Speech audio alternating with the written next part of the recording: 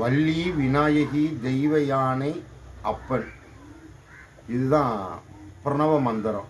வள்ளி விநாயகி தெய்வ யானை அப்பன் மகன் ஹரி.